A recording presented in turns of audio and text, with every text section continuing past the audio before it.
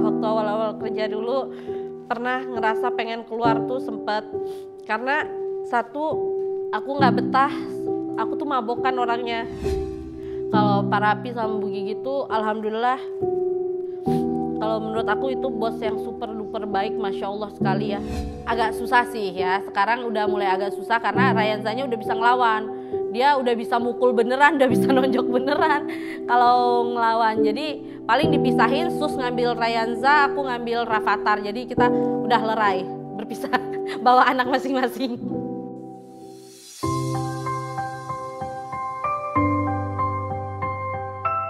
Jangan pernah memandang rendah orang lain ataupun memandang sebelah mata orang lain, karena kita nggak pernah tahu apa yang akan terjadi kepada orang itu ke depannya. Karena hidup itu bagai roda, nggak selalu di bawah, kadang dia akan naik ke atas.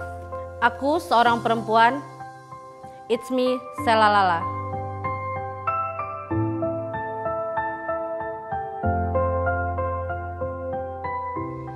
Kalau ditanya seberapa sayang sih, sayang banget. Sayang banget karena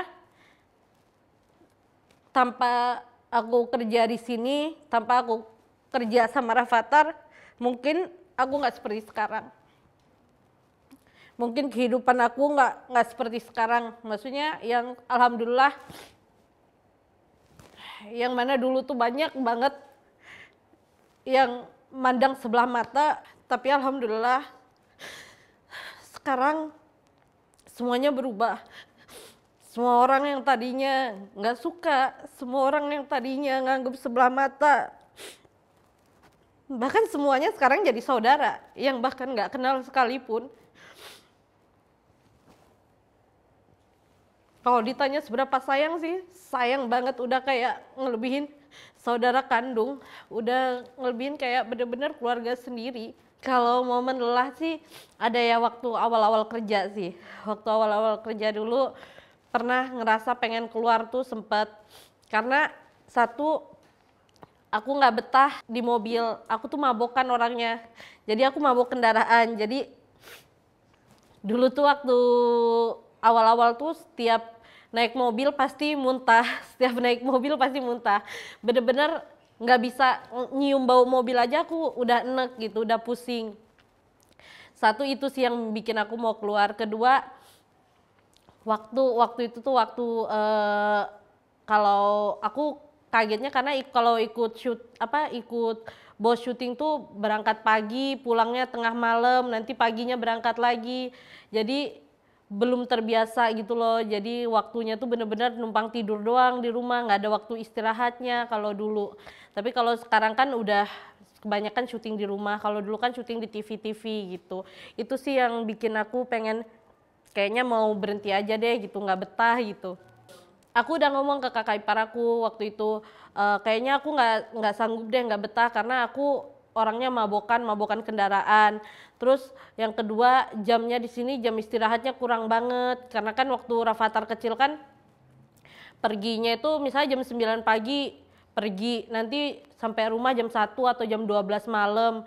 Terus harus kebangun nyiapin susu, manasin, ngangetin susu. Jadi bener-bener waktu tidurnya tuh bener-bener sedikit banget. Terus kayak nggak bisa deh kayaknya aku gini. Tapi kata kakak ipar aku, ya udah tunggu sampai lebaran katanya.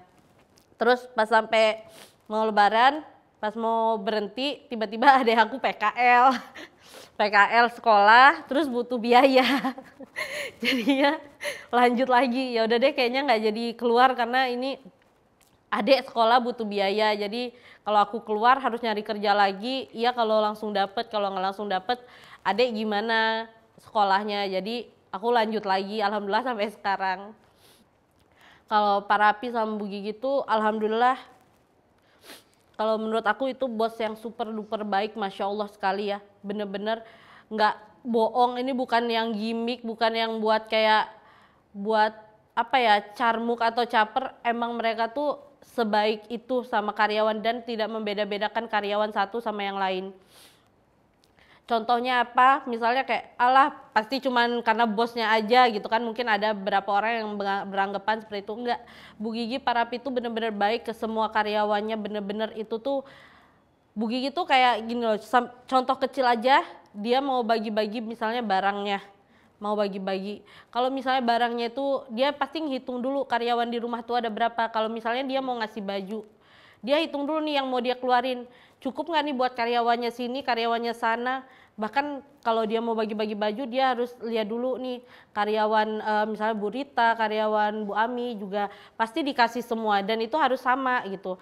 Karena dia nggak mau nanti jadinya cemburu sosial, jadi itu. Bahkan hal-hal sekecil itu pun dipikirkan gitu loh. Kalau bos-bos lain kan maksudnya kasarannya ya nggak tahu ya. Kalau yang deket aja nih yang dikasih, kalau yang nggak deket mah ya udah enggak gitu. Kalau Bu Gigi sama Pak Rapi tuh nggak, bener-bener semua karyawan yang dikerja di rumahnya itu benar-benar rata semuanya, benar-benar adil banget dan nggak membeda-bedakan orang baru, orang lama gitu, semuanya sama. Itu sih kalau Bugi sama Pak Rapi itu benar-benar Masya Allah baik banget. Udah berapa negara ya? Udah banyak, udah banyak sih. Kayaknya yang aku belum tuh cuman Korea, Afrika pun yang Afrika benar-benar Afrikanya, kalau South Afrikanya udah pernah. Korea, Afrika sama apa sih yang ada tulisan Hollywood tuh Los Angeles ya. Kalau Amerikanya udah pernah, tapi yang kesananya kali Los Angelesnya itu belum pernah. Kayaknya cuman itu deh yang belum. Makanannya sih sama cuacanya juga sih, karena cuaca di luar tuh dingin ya. Jadi pasti itu kerokan tiap malam. Beneran, jadi tiap malam tuh waktu awal-awal aku ke luar negeri itu pasti tiap malam tuh aku kerokan karena bener-bener masuk angin. Sama aku tuh selalu minum obat herbal, jadi selalu tuh bawa obat herbal terus minyak angin gitu-gitu kayak buat dibalur ke badan kan bener-bener masuk angin karena dingin ya, kita yang biasa panas. Terus makanan juga nggak pernah cocok. Dulu kan aku belum bisa makan kayak sushi, sashimi gitu-gitu, aku nggak bisa zaman dulu. Terus kayak nggak bisa ketelan, kayak gimana sih makanan-makanan mentah gitu ya, kayak enak gitu, nggak bisa nelen. Jadi kayak aku tiap hari makannya mie lagi. Jadi kan bosen juga sama mie. Ya itu sih sebenarnya makanan yang ini. Kalau dulu pesen makanan tuh Bu Gigi semua. Terus kalau ngomong-ngomong juga kan kita bareng ibu, jadi aku nggak banyak ngomong. Tapi kalau sekarang bisalah dikit-dikit bahasa Inggris sama dibantuin Rafathar, jadi bisalah dikit-dikit. Susrini tuh kayak ini ya, kayak ibu lah ya, karena dia tuh mengayomi. Karena satu usianya emang lebih tua dari aku, tuh dia tuh lebih apa ya, lebih mengayomi lah kalau di sini karena mungkin. Dan aku banyak belajar dari Susrini karena dari segi jam terbang dia juga udah kayak senior lah ya di dalam dunia mengurus perbayian, mengurus anak gitu. Dia tuh udah senior banget karena Susrini tuh bener-bener dari muda dia tuh emang udah ngurus anak. Dia tuh udah keliling kemana-mana, udah sampai luar negeri juga, ke Jordan, kemana-mana dia ngurus anak tuh dari semua anak, maksudnya dari anak Indonesia, anak Cina, anak India, semuanya dia udah pernah diurus sama Susrini. Jadi benar-benar pengalaman Susrini itu benar-benar udah banyak banget dan aku juga banyak belajar dari Susrini, yang mana aku kan juga nggak punya pengalaman itu dan mungkin itu bisa buat jadi bekal aku juga ke depannya. Menurut aku Susrini itu orangnya asik, seru, kocak sih dia. Makanya aku mungkin sekarang orang-orang tuh bilanginnya tuh bestian ya sama Susrini ya. Apalagi kita kalau ke luar negeri kemana-mana tuh sama Bu Gigi tuh udah kayak anak kembar karena apa-apa dibeliin samaan. Jadi kita tuh bener-bener kayak anak kembar, bestian kayak anak kembar karena emang nyambung kalau ngobrol sama Susrini tuh. Ya gimana ya, sama-sama kocak, sama-sama lawak, ya udah klop. Banyak sih ya yang komen kayak ya harusnya tuh Susrini tuh bagus ngedidiknya bla bla bla bla bla bla. Maksudnya dalam artian kata dibanding-bandingin lah aku sama Susrini. Kalau aku sih so far nggak apa-apa karena emang beda. Karena nggak usah jauh-jauh lah, nggak usah aku sama Susrini. Bahkan adik kakak pun yang kembar pasti punya karakteristik dan cara yang beda dalam tumbuh kembangnya. Apalagi kita yang orang luar yang notabene beda suku, beda orang tua, beda tempat, beda semuanya. Nah ditambah lagi Susrini kayak ya emang kita dua-duanya jaga anak bener. Tapi kan satu anaknya beda karakter. masing-masing anak beda karakter. Kedua, Susrini itu emang notabene suster. Nah, sedangkan aku tuh bukan suster. Jadi yang mana Susrini tuh bener-bener yang belajar tentang ngurus anak.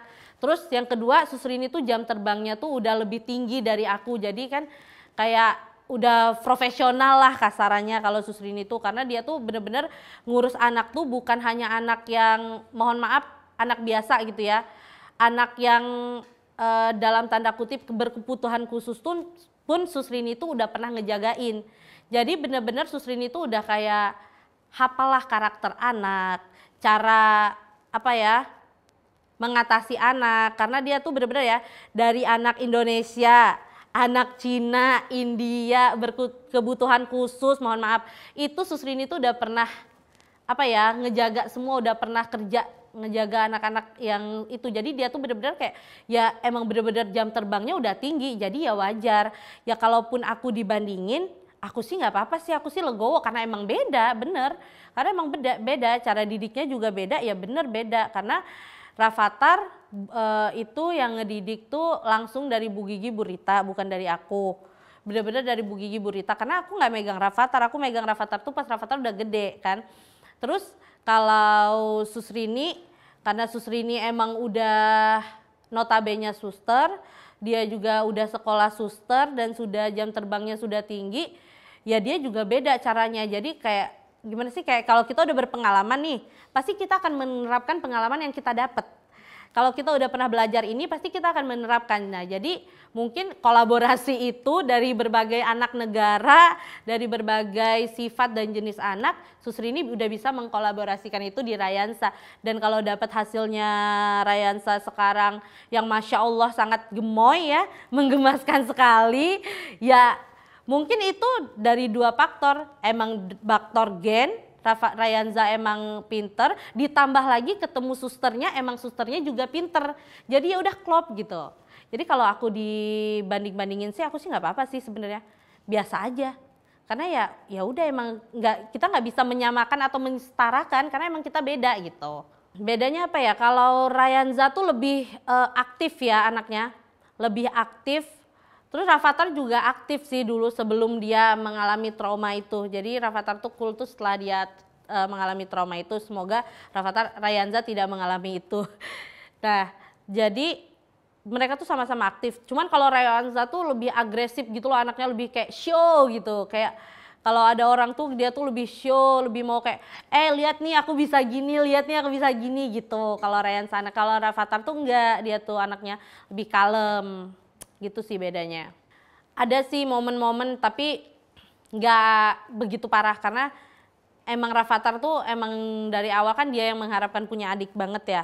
Rafathar tuh yang pengen banget punya adik. Jadi dia ada cemburu tapi nggak parah. Jadi kayak cemburunya itu kayak pengen bareng, semuanya pengen sama, semuanya pengen ya gitulah, kayak cemburu-cemburu tipis gitu sih. Tapi bukan yang cemburu yang kayak adeknya waktu kecil dipukulin, itu enggak sih, enggak sampai segitunya. Cuman kalau sekarang udah bisa berantem karena Rafathar tuh gemesan anaknya.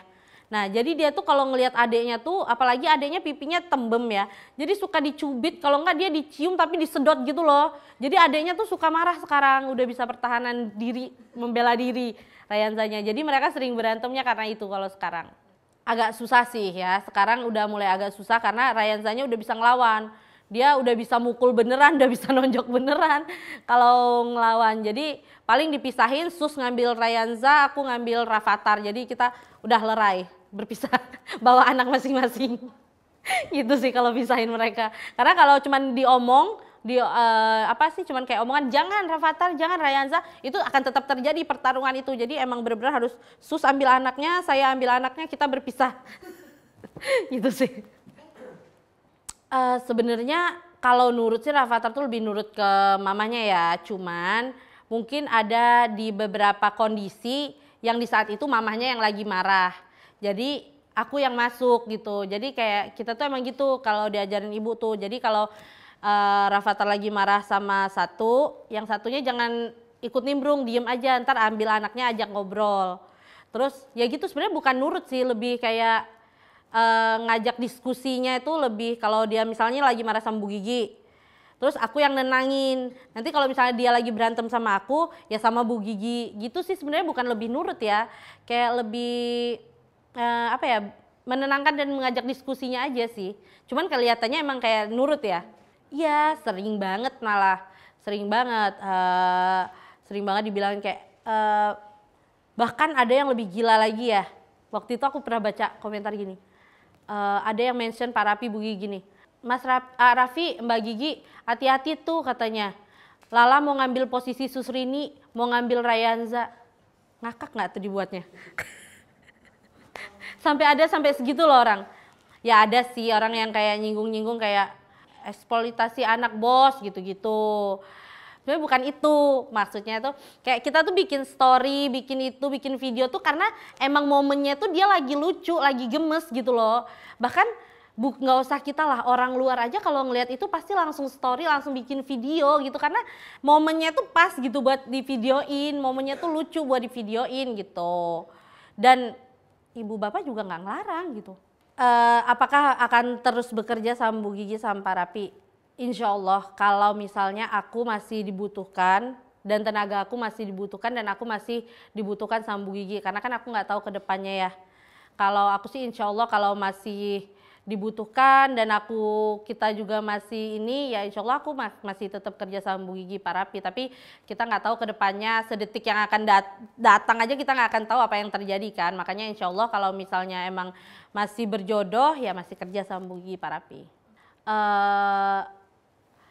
Hal yang aku mau bilang sama Pak Raffi, Bu Gigi, Rafathar, Bu Ami, Bu Rita, keluarga besar, Lala mau bilang benar-benar ini dari dalam hati Lala mau bilang terima kasih banyak, terima kasih yang tak terhingga. Lala juga nggak tahu gimana cara Lala ngebalesnya, kebaikan dari Bu Gigi, Pak Raffi, dan keluarga besar Lala nggak tahu gimana cara Lala ngebalesnya, tapi Lala ingin ngucapin sangat-sangat terima kasih banget karena tanpa kebaikan Pak Raffi, Bu Gigi, dan keluarga besar yang menerima Lala, yang bahkan sampai detik ini masih menganggap Lala seperti keluarga sendiri.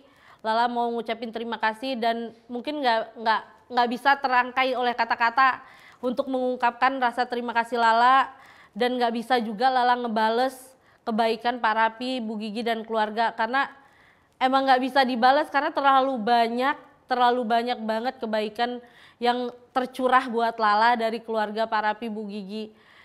Lala cuman bisa ngedoain semoga Allah bisa ngebales semuanya kebaikan Pak Raffi, Bu Gigi, dan keluarga. Semoga Bu Gigi, Pak Raffi, dan keluarga sehat selalu, menjadi keluarga yang sakinah mawaddah warohmah, dijauhkan dari segala macam mara bahaya semuanya, dijauhkan dari orang-orang yang zolim, orang-orang yang jahat. Semoga bahagia selalu dunia akhirat, pokoknya sampai maut memisahkan.